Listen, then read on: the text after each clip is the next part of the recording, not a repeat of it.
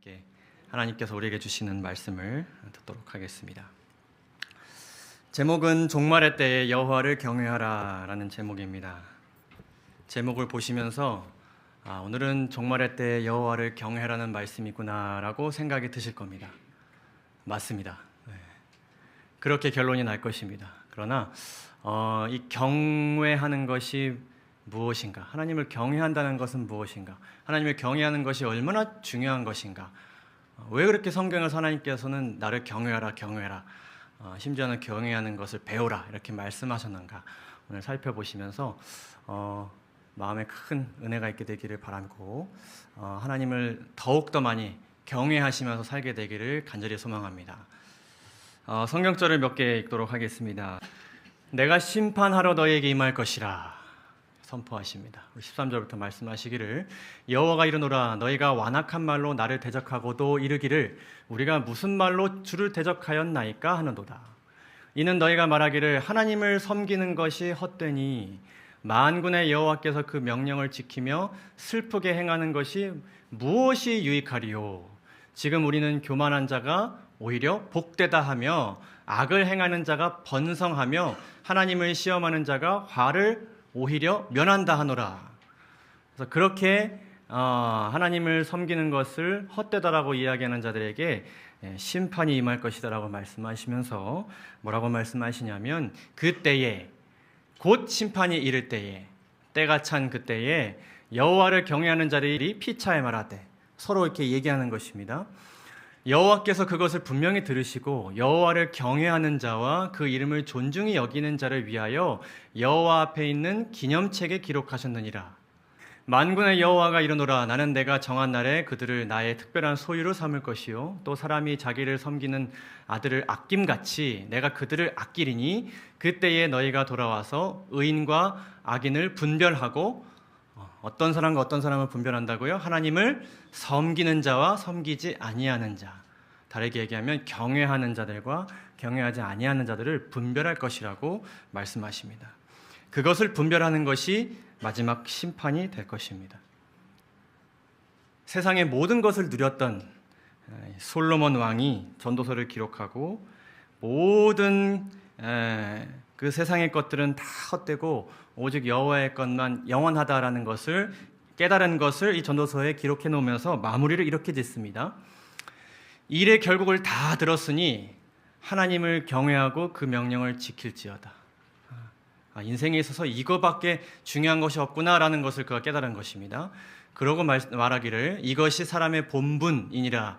하나님은 모든 행위와 모든 은밀한 일을 선악간에 무엇하신다고요? 심판하시니라. 결국 이 경외의 심, 하나님께 대한 우리의 경외심에 따라서 하나님께서 분별하시고 뭐 하신다고요? 심판한다. 이 솔로몬 왕도 종말의 기별을 전하고 있습니다. 여기서 이 경외하다라는 이 히브리어, 야레라는 히브리어에는 경외하다라는 의미뿐만 아니라 존경하다 그리고 무엇하다? 두려워하다. 이런 이제 의미가 담겨져 있는데 이 두려웠다는 것은 이 경외심을 가지고 있는 두려움을 이야기하는데 이것은 성경 맨 뒤에 있는 우리가 늘 살펴보는 새 천사의 기별에도 이것이 분명하게 드러납니다. 또 보니 다른 천사가 공중에 날아가는데 땅에 거주하는 자들 곧 모든 민족과 종족과 방언과 백성에 정할 영원한 복음을 가졌더라. 그가 큰 음성으로 이르되 하나님을 어떻게 하라고요? 두려워하며 그에게 영광을 돌리라. 이는 그의 심판의 시간이 이르렀기 때문입니다. 그 심판의 때에 영원한 운명을 좌우할 만큼 중요한 것이 무엇이라고요? 하나님을 향한 참된 경외심을 가지고 있느냐 없느냐. 이게 진짜 중요하다는 것입니다. 처음으로 우리가 살펴볼 주제는 이 경외심이란 무엇인가 하는 것입니다. 경외한다는 것은 무엇인가? 사전적인 정의를 먼저 살펴보겠습니다. 경외는 절반은 두려움을, 절반은 존경에서 나온다. 다시 말씀드릴게요. 경외는 절반은 어디서 나오고요? 두려움에서 나오고 절반은 존경에서 나온다. 두려워만 하는 것도 아니고 존경만 하는 것도 아니고 두렵고 떨리는 마음으로 존경하는 것, 존경하면서도 두렵고 떨리는 마음을 가지는 것이 경외다라고 한 사전에서 이렇게 정해내렸습니다. 어떤 백과사전에는 이렇게 정의 내립니다. 인간의 능력이나 지각으로 모두 이해하거나 알 수 없는 대상을 마주했을 때, 또는 매우 충격적이고 압도적인 현상이나 대상을 목도했을 때 느끼는 두려움과 존경이다. 여러분들이 살면서 정말로 존경하고 이렇게 경의를 표했던 그런 사람이 내 눈앞에 직접 나타났던 그런 일이 있습니까? 어떤 유명인을 만났던 그런 기억. 이곳은 제가 특별한 기회로 방문했던 아이슬란드라는 나라의 굴포스라는 그 나라에서 제일 큰 폭포입니다. 경이롭습니까? 가까이 가면 이렇습니다. 제가 이 모습을 보면서 아름답다라는 마음도 느꼈지만 좀 두렵다라는 느낌도 같이 들었습니다. 두 마음이 공존하는 것이죠. 하나님 정말 이 천연계를 경이롭게 지으셨군요라고 생각도 들면서도 저기에 내 발 하나 잘못 담그면, 이거 찍는 내 핸드폰 떨어뜨리면 어떡하지? 라는 긴장되는 마음이 이렇게 공존했습니다. 이런 마음이 일종의 경외심이라는 것입니다. 결국 이런 마음을 하나님을 향해서 가져야 된다는 것인데, 하나님의 어떤 모습 때문에 우리가 하나님께 대하여 경외심을 가질 수 있습니까? 1차적으로 하나님의 이러한 모습 때문이지 않을까요? 시편 96편에 있는 말씀입니다. 여호와는 위대하시니 지극히 찬양할 것이요 모든 신들보다 경외할 것이며 만국의 모든 신들은 우상들이지만 여호와께서는 하늘을 지으셨음이로다. 하나님께서 어떤 분이시기 때문에, 창조주이시기 때문에, 모든 만물을 창조하셨고 주관하시는 분이시기 때문에 그분에게는 존귀와 위엄이 있으십니다. 그걸 우리가 느낄 수 있습니다. 이 세상을 바라보면요, 말씀만으로도 이 모든 것을 지으실 수 있는 분이시다. 존귀와 위엄을 느낄 수 있는 것이죠. 그 능력과 아름다움이 그의 성소에 있도다. 만국의 족속들아 영광과 권능을 여호와께 돌릴지어다. 여호와께 돌릴지어다. 이런 분 앞에 인간이 서게 될 때 1차적인 반응이 있습니다. 그 반응은 출애굽기 20장에서 시내산에서 하나님께서 가까이 이스라엘 백성들에게 나타나셔서 모세를 통해 십계명을 선포하셨던 장면에서 우리가 알 수 있습니다. 18절 19절을 보게 되면 이렇게 기록합니다. 뭇 백성이 우레와 번개와 나팔 소리와 산의 연기를 본지라. 그들이 볼 때에 어떻게 되었어요? 떨렸어요. 바들바들 떨린 겁니다. 이거는 어떤 지식에 의한 반응인가요? 아니면 자연스러운 어떤 무조건적인 반응인가요?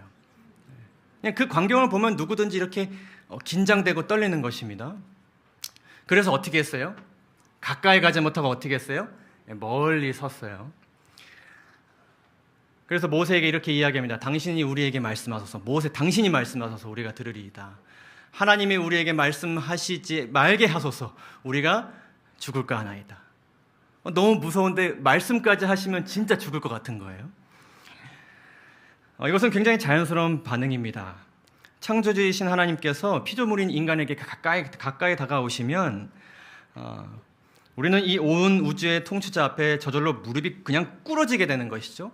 고개가 숙여지게 됩니다. 여러분 혹시 이렇게 회사 생활 하시다가 내가 속한 이 조직의 가장 높은 분이나 아주 유명한 분이 갑자기 내가 있는 곳으로 들어올 때 여러분 반응이 어떠셨습니까? 들어왔나 이러셨습니까? 그냥 자동적으로 일어서지고 고개가 숙여지고 내 주변을 정리하게 되죠. 이게 자연스러운 반응입니다. 근데 중요한 것은 무엇인가 하면은 그분은 창조주이시면서 거룩하신 분입니다. 깨끗한 분이세요. 죄가 전혀 없으신 분이세요. 그래서 이런 분께서 가까이 오시니까 인간의 어떤 부분이 드러나는 것이냐면 아주 더러운 그 치부가 드러나는 것입니다. 무능하고 타락하여 희망이 없는 초라한 인간의 모습이 압도적으로 부각되는 것입니다. 거룩한 분께서 이렇게 가까이 오셨기 때문에요. 그리고 거룩한 심판자이시기도 하시기 때문에 이분은 죄를 아주 미워하시고 죄를 없애고자 하시는 분이시기 때문에 내가 죄를 지은 사람으로서 너무나도 뭐한 거예요? 두렵고 무서운 것입니다. 이것이 경외하는 것일까요? 모세가 이러한 반응을 보이는 이스라엘 백성들에게 이렇게 이야기했습니다. 모세가 백성에게 이르되 두려워하지 말라. 그렇게 하지 말라는 것이죠. 그런 마음을 가지지 말라. 그러니까 그들이 가졌던 그 마음은 경외심은 아니에요. 하나님이 임하심은, 이렇게 가까이 오심은 너희를 시험하고, 너희들이 참된 경외심을 가지고 있는지 없는지를 시험하고 너희로 뭐 하게 하려 함이라. 경외하여서 범죄하지 않게 하려 하심이라. 그러니까 이들이 가지고 보인 이 반응은 자연스러운 반응인데 이 마음에 뭔가가 더해져야 되는 것이죠. 뭔가가 같이 혼합되어져야 이것이 경외심이 되는 것입니다. 근데 잘 보시면 두 가지 반응이 있습니다. 백성은 어떻게 섰다 그래요? 멀리 섰다 그러고, 대신 모세는 어떻게 했다 그러죠? 하나님 계신 곳으로 가까이 갔다 그래요. 자, 이 장면에 대해서 재림교회 주석은 이렇게 이야기합니다. 범죄하여서 하나님을 다만 진노를 행하시는 복수자, 소멸하는 불로 밖에 보지 못하는 자들은, 이렇게 이야기하는데, 범죄하였기 때문에 하나님을 그런 분으로 보는 것은 자연스러운 것입니까? 자연스러운 것입니다. 그분이 소멸하는 불이 아니시진 않잖아요. 죄에 대해서 소멸하는 불이 맞아요. 그런 분이 맞으세요. 근데 그렇기만 한 분은 아닌 것이죠. 그들은 하나님의 어떤 속성들, 더욱 자애로운 속성들, 죄를 봤을 때 진노를 행하시는 분이지만은 죄인을 마주했을 때 참으시는 분이에요. 이해하고자 하시는 분이에요. 용서를 구했을 때 용서하시고 포용하시는 분이심을 같이 깨달아야 되는 것입니다. 또한 그분이 자비롭고 은혜로우신 그들의 무엇임을, 아버지임을 느끼지 못했지만 그것을 느끼게 되었을 때에 이제 비로소 두려움과 하나님께 대한 그 사랑으로 인한 존경심이 어우러져서 이게 뭐가 되는 거예요? 경외심이 되는 것입니다. 그것을 누구는 가지고 있었던 거예요? 모세는 가지고 있었던 것입니다. 그래서 하나님께서는 스스로 범죄하여서 하나님을 두려운 분으로밖에 볼 수 없는 인간들에게, 그들에게 참된 경외심을 알려주고자 다가오셨는데, 그렇게만 느끼는 인류에게 하나님께서는 부드러운 사랑의 음성을 들려주셔서 그들이 참된 경외심을 가질 수 있도록 그렇게 돕고자 하셨습니다. 이러한 하나님의 마음이 무엇에 잘 나타나냐면 이 성소에 잘 나타나고 있습니다. 내가 이스라엘 자손 중에 거하여 그들의 하나님이 되리니 그들은 내가 그들의 하나님 여호와로서 그들 중에 거하려고.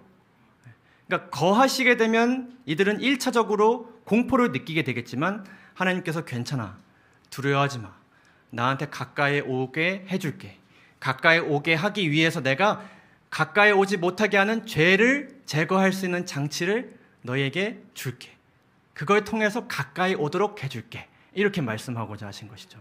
그들을 애굽 땅에서 인도해낸 줄을 알리라. 나는 그들의 하나님 여호와니라. 그래서 신명기서에서 정말 이 경외함에 대해서 많이 나옵니다. 정말 많이 나옵니다. 제가 이제 이 설교를 준비하면서 경외라는 단어를 검색해서 이 성경에 있는 말씀을 다 읽어봤어요. 여러분 꼭 읽어보시기 바라요. 정말 많이 강조되거든요. 근데 신명기 10장 20절에서 뭐라고 말씀하시냐면 내 하나님을 경외하여 그를 섬기기도, 낮은 자세로 이렇게 섬기기도 하면서 그를 또 어떻게 대하라고 하세요? 친근하게 대하기도 하라고 하세요. 이 두 가지가 같이 있는 것입니다. 섬기기도 하면서 가까이 느끼기도 하라는 것이죠. 시편을 보시게 되면 2장 11절에 이렇게 기록합니다. 여호와를 경외함으로 섬기고 어떻게 하면서 즐거워할지어다? 떨며 즐거워할지어다. 어떻게 이런 분이 나와 함께 하실 수 있을까? 떨면서도 즐거워야 되는 것이죠. 왜냐하면 이런 분이 나와 함께 있으니까. 근데 이런 분이 나와 함께 해주니 너무 좋다. 왜냐하면 복이 많으니까 너무 좋다. 즐거워해야 되는데 막 풀어지는 것이 아니라 이 떠는 마음을 가지면서 하나님과 동행하라는 것입니다. 이 두 가지가 어우러진 마음을 뭐라 그런다고요? 경외심이라고 그런다. 하나님께서 이러한 두 모습을 나타내시기 위해서 애쓰셨고 그러한 사역은 예수님의 사역에서도 아주 선명하게 보여집니다. 예수님께서는 죄와 관련된 어떤 결과나 아주 잘못된 모습들에 대해서는 단호하게 대처하셨습니다. 그럭저럭 자비로서 두루뭉실하게 대처하지 않으셨습니다. 심판자로서 아주 명확하게 죄에 대한 하나님의 마음과 생각을 분명하게 드러내셨습니다. 그런 그러시면서도 늘 이런 모습만 가지신 분이 아니라 이런 죄에 대한 마음은 가지고 있지만 내가 너희를 사랑한다라는 마음을 알려주시기 위해서도 참 많이 노력하셨습니다. 그래서 이러한 하나님을 우리가 대하는 데 있어서 베드로가 이렇게 이야기합니다. 1장 17절, 베드로전서 1장 17절에서 외모로 보시지 않고 각 사람의 행위대로 뭐 하시는 분? 심판하시는 이를 너희가 무엇이라 불러요? 아버지라 불러요. 친근한 존재로 부르게 되었어요. 탕자를 받아주신 그 아버지를 생각하면서 나를 늘 받아주시는 하나님으로 늘 그렇게 생각하고 살아가야 되는데 너희가 나그네로 있을 때를 무엇으로 지내라고요? 대신 이 두려움은 간직하라는 것입니다. 아버지이시지만 그냥 막 해도 되는 아버지가 아니라 공경하고 존경하고 경외하는 마음을 가지고 그 긴장과 떨리는 마음을 가지고 그분을 대하라. 이렇게 얘기하고 있는 것입니다. 그래서 이 참된 경외심, 성경에서 이야기하는 이 참된 경외심에 대해서 정의를 여러 곳에서 내리고 있는데 교회 용어 사전이라는 곳에서는 거룩한 두려움이다 혹은 경건한 공경심이다 이렇게 얘기도 하고요. 또 연애신에서는 경건한 두려움이다 라고도 얘기하는데 사실은 제가 이 관련된 책들을 보면서 이 존 비비어라는 신학자가 쓴 임재라는 책에서 이렇게 정의 내리는 것이 제 마음에 확 와닿았어요. 이 사람은 이것을 친밀한 두려움이다 이렇게 말합니다. 친밀한 두려움. 친근감이 있지만 긴장되는 마음. 긴장되지만 친근한 마음. 예를 하나 들어보겠습니다. 제가 이렇게 평소에 핸드폰을 만질 때가 있습니다. 앉아서 만질 때도 있고 편하게 소파에 누워서 핸드폰을 만질 때도 있습니다. 그러다 갑자기 핸드폰 화면에 이런 모습이 뜰 때가 있습니다.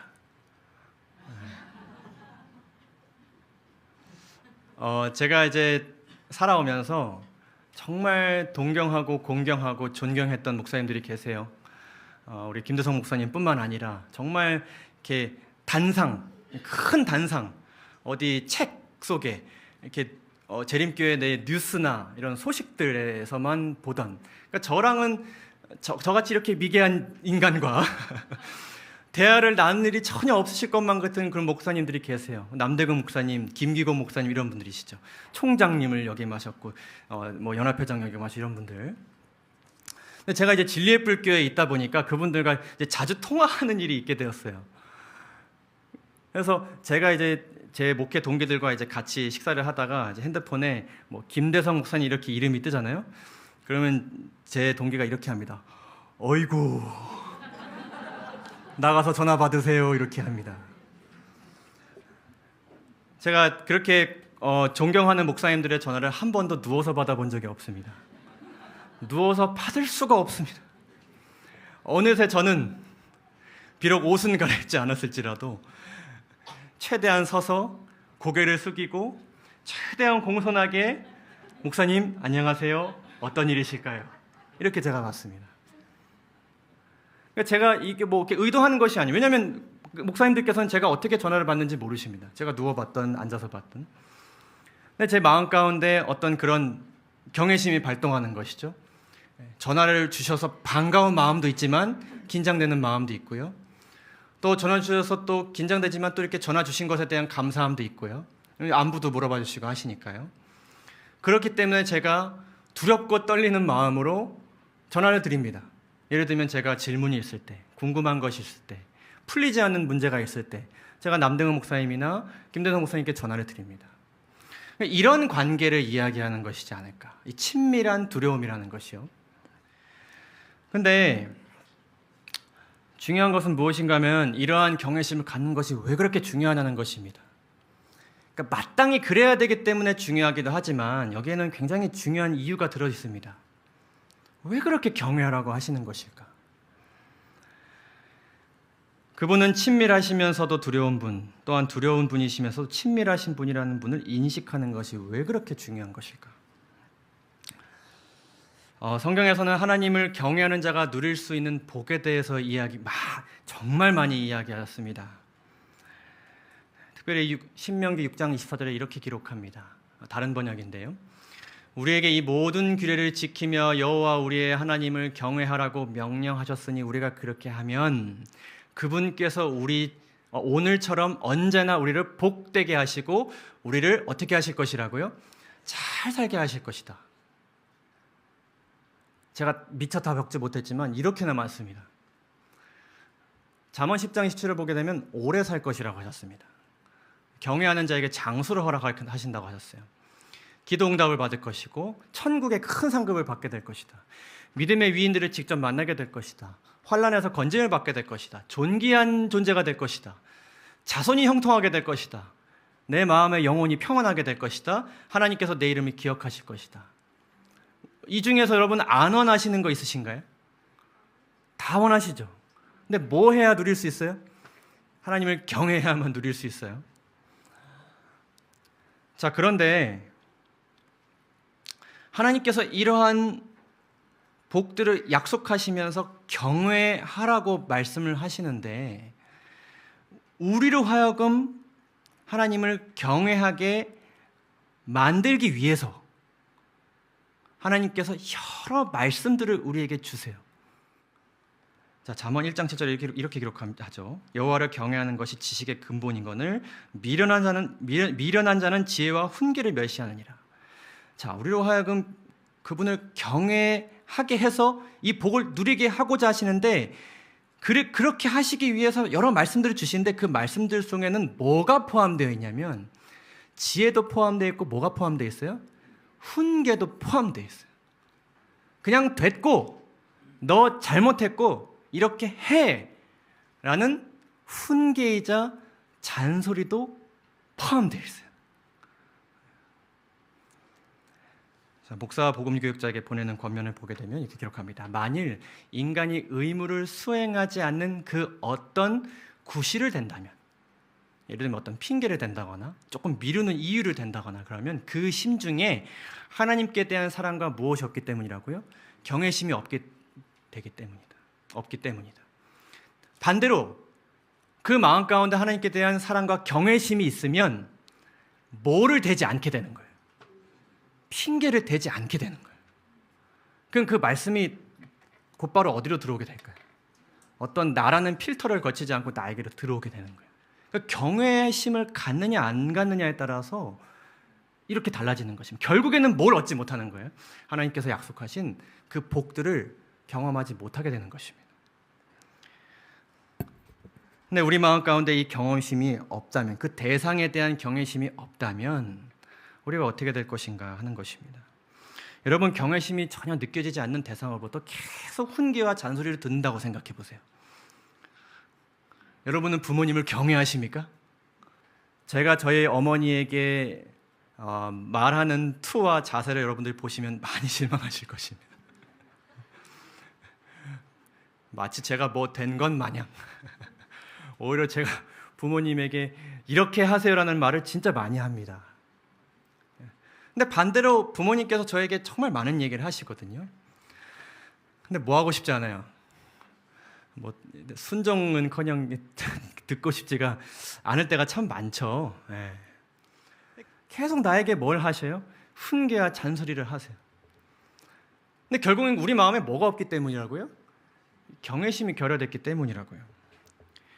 자, 창세기 22장을 보게 되면 아브라함이 하나님께서 진짜 이상한 요구를 하셨는데 그 요구대로 합니다. 자식을 정말 그 인고에 세울 그때 가지게 된 그 자식을 하나님께 제물로 바치라고 그러세요. 상식적으로 이해가 됩니까? 하나님의 품성과 대비되었을 때 이해가 됩니까? 납득이 됩니까? 그렇지 않습니다.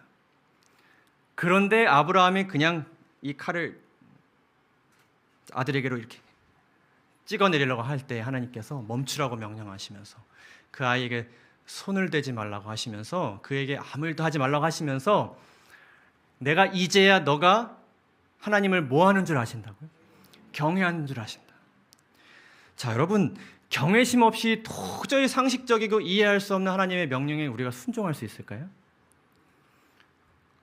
그냥 아무런 이유 설명 없이 그냥 가, 그냥 해, 그냥 하지 마라 이렇게 말씀하시는 경우가 굉장히 많은데 경외심이 없다면 그것을 우리가 받아들일 수 있겠냐는 것입니까? 멋있어 보이시나요? 심을 꿀꺽하신 분이 다행히 보이지는 않습니다.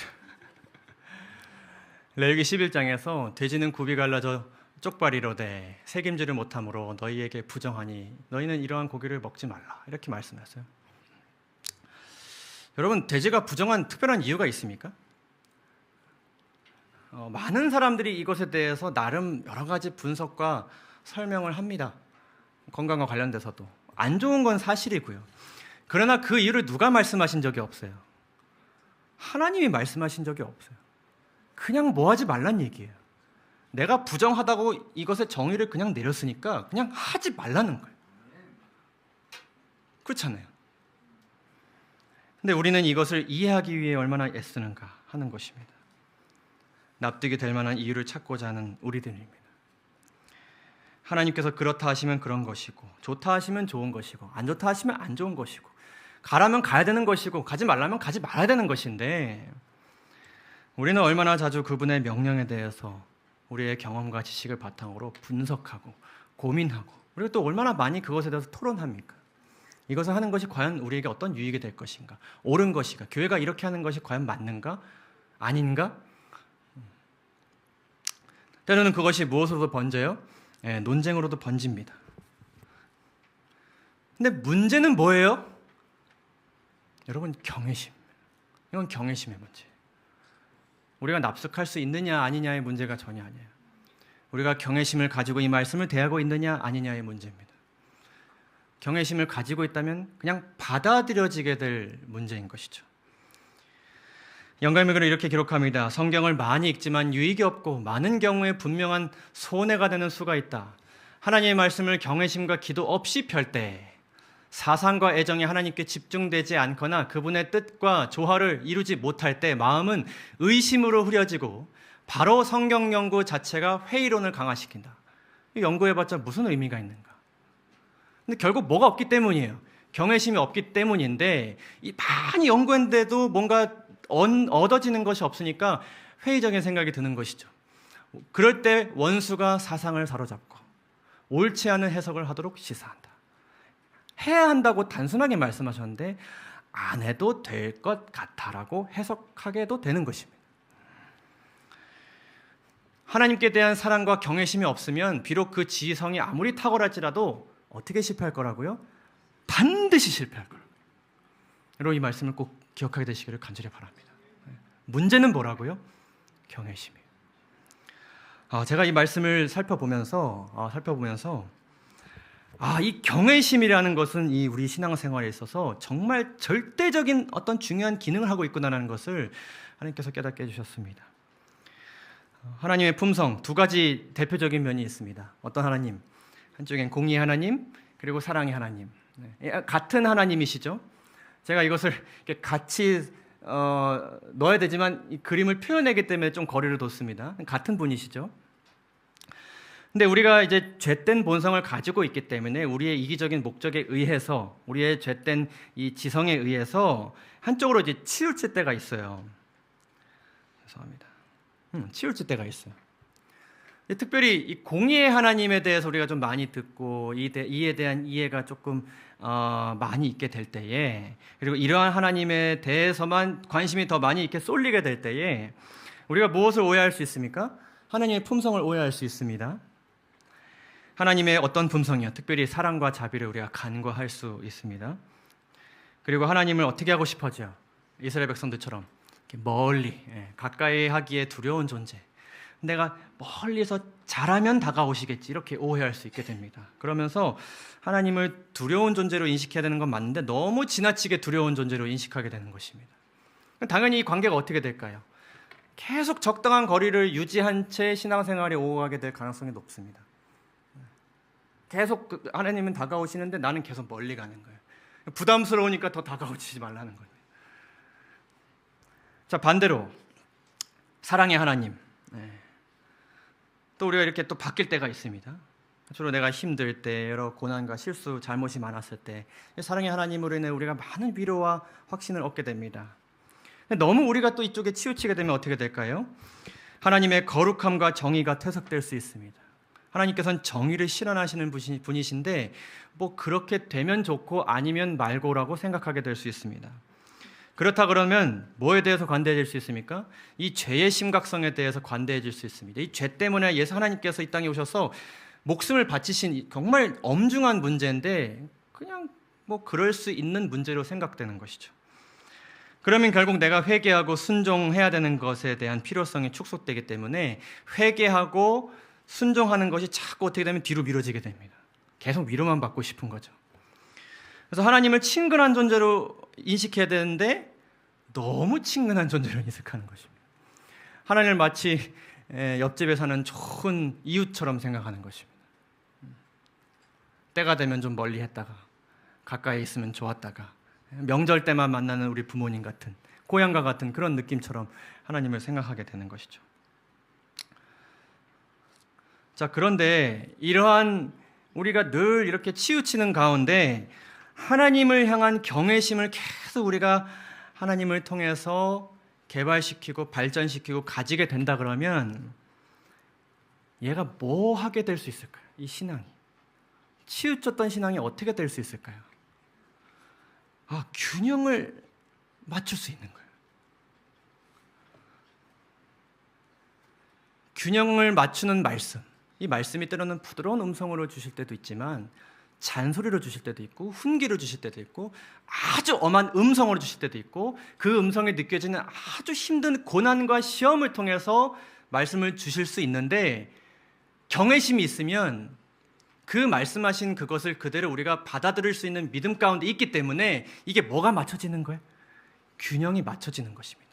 사랑의 하나님으로 치우쳤다가 공의의 하나님에 대해서 깨닫게 되고 공의의 하나님으로 치우쳤다가 상의 하나님으로 균형이 맞춰지게 되는 것이죠. 자, 이것에 대해서 신명기 17장에 아주 잘 이렇게 말씀하고 계십니다.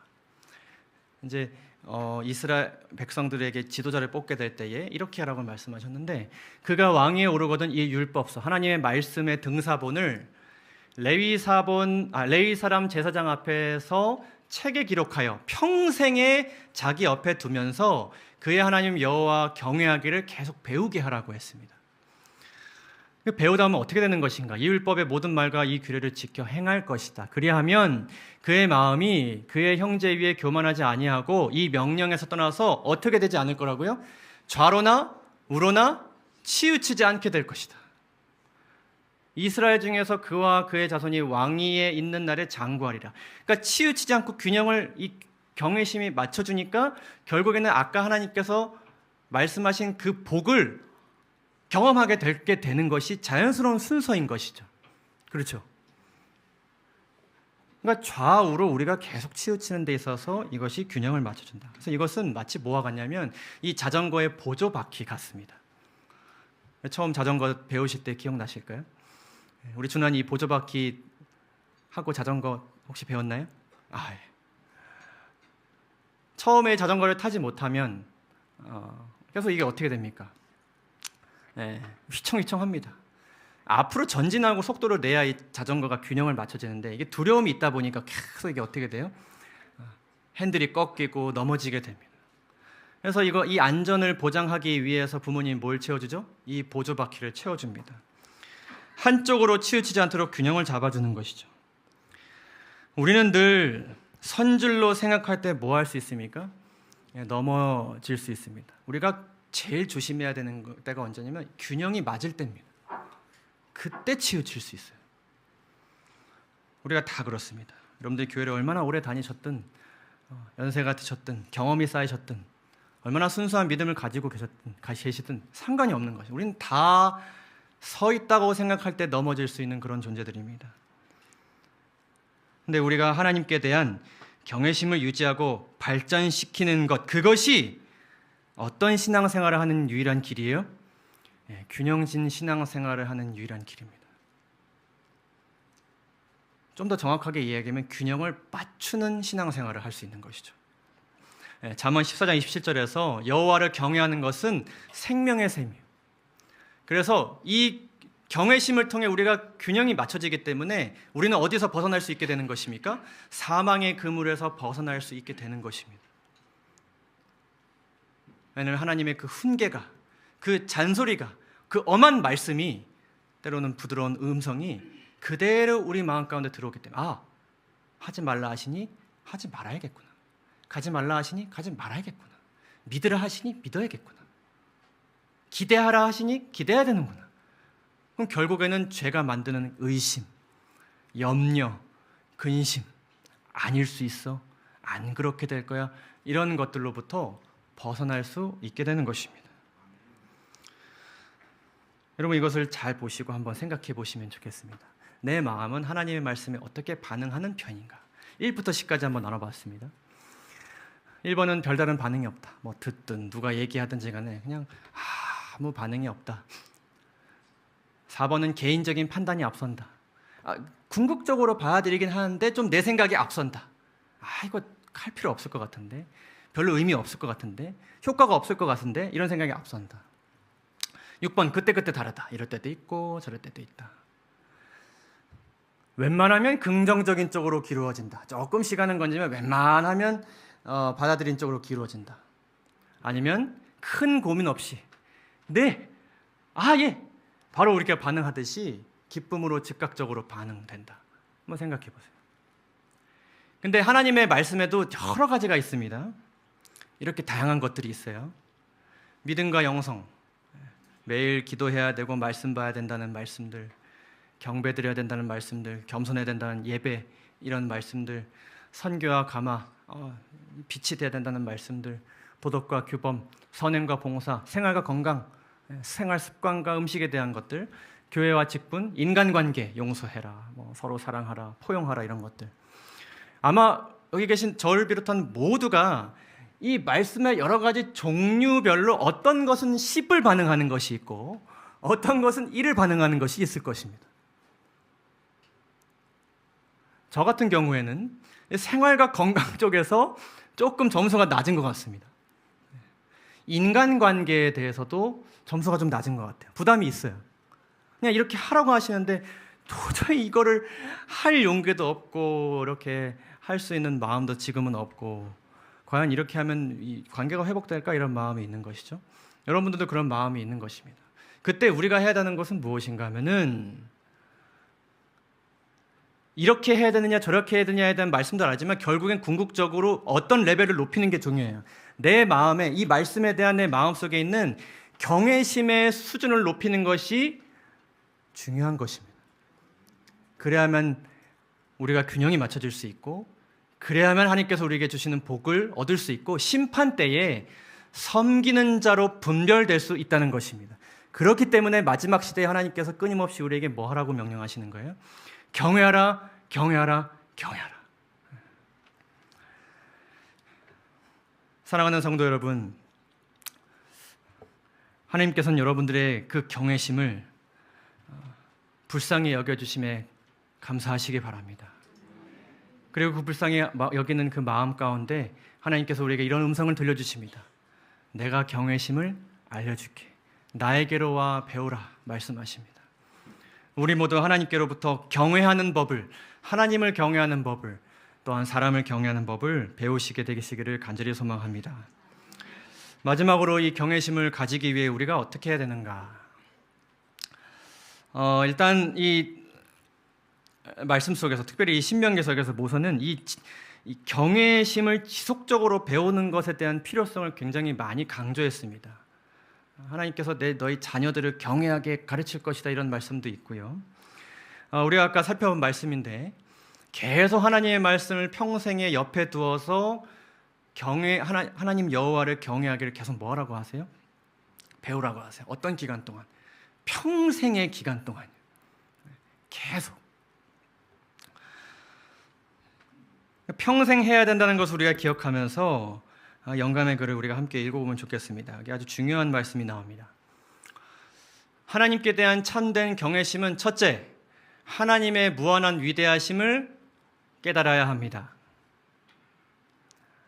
하나님께서는 위대하신 분이신 줄을 우리가 알고 있지만 계속 말씀을 상고하고 이런 것을 우리가 깨닫게 해주세요라는 기도를 계속 드리면서, 어제 하나님을 이만큼 위대하신 분을 생각했는데 오늘 더 위대한 분으로 느낄 수 있도록 그러한 관점을 가지고 세상을 바라보고 말씀을 바라보고 내 삶을 바라볼 수 있도록 도와달라고 여러분 많이 기도하시기 바랍니다.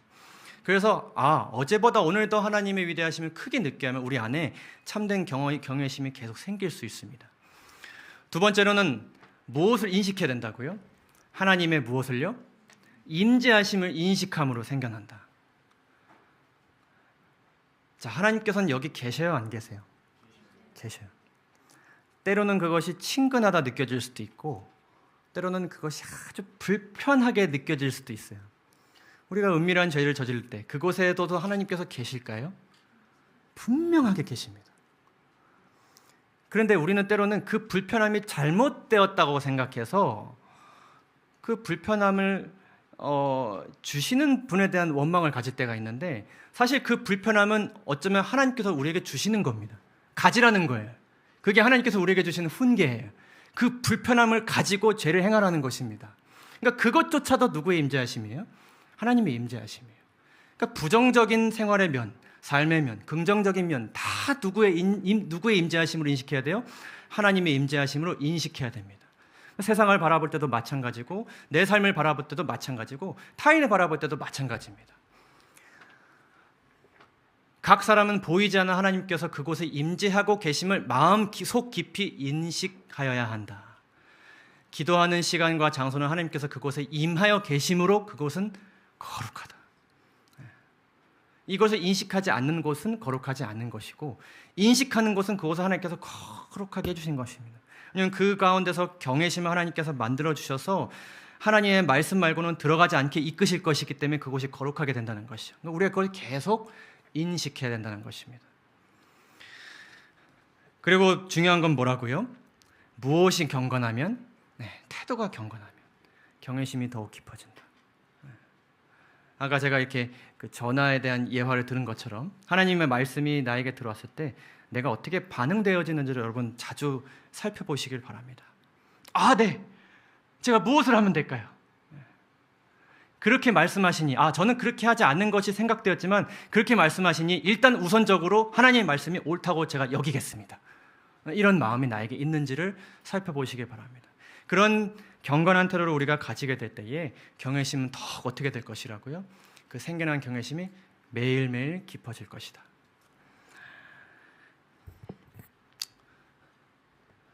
지상의 모든 거민들은 그분이 하나님이시며 오직 참되시고 살아계신 하나님이심을 알아야 한다. 우주의 창조주를 위한 경외심이 점차로 결핍되어 가고 있으며 주님의 위대하심과 존엄하심에 대하여 점점 냉담해 가는 상태를 엿볼 수 있다. 그러나 하나님께서는 마지막 날에 살고 있는 우리에게 말씀하고 계신다. 계속 임재하시면서 말씀하시는 거예요. 근데 뭐로도 말씀하시는 여러분 잘 보시기 바랍니다. 우리들은 폭풍과 무서운 천둥 소리 가운데서 주님의 음성을 들을 수 있다. 또한 우리들은 재난들에 대한 소식에 대하여 뉴스를 듣는다. 하나님께서는 당신을 인정하지 않는 가족들에게 말씀하시며 당신을 신뢰하는 작은 어린이와 노쇠기에 있는 은발의 노인들에게 당신의 사랑을 속삭이신다. 우리가 보는 소식들, 세상의 모든 변화들, 내 삶 중심과 주변에서 이루어지는 모든 소식들을 통해서 보여지는 모습들을 통해서 하나님께서 계속 뭐하고 계신 거예요? 말씀하고 계신 것입니다. 그래서 우리가 인식할 때에 하나님의 임재하심을 보게 됨으로 인해서 우리 마음에 뭐가 커지게 될 것이라고요? 경외심이 커지게 될 것입니다. 여러분 이 사실을 꼭 기억하게 되시기를 간절히 바랍니다. 하나님께서 여러분들에게 들려주시는 음성을 하나도 놓치지 않게 되시기를 간절히 소망합니다. 마지막으로 이 말씀을 읽고 마치도록 하겠습니다. 결국 하나님을 경외하는 것이 가장 중요하다는 것을 깨달은 솔로몬 왕이 이렇게 기록하였습니다.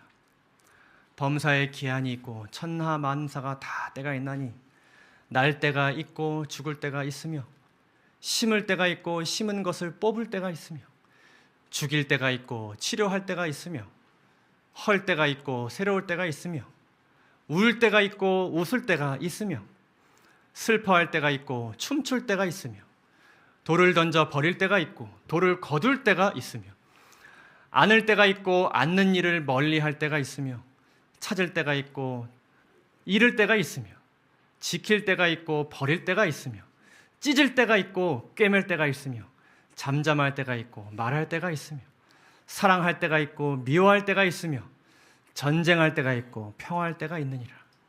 우리의 삶이 이렇게 이루어지고 있지 않습니까? 근데 이 모든 삶의 모습 가운데서 누가 임재하고 계시다는 것을 솔로몬이 깨달았어요?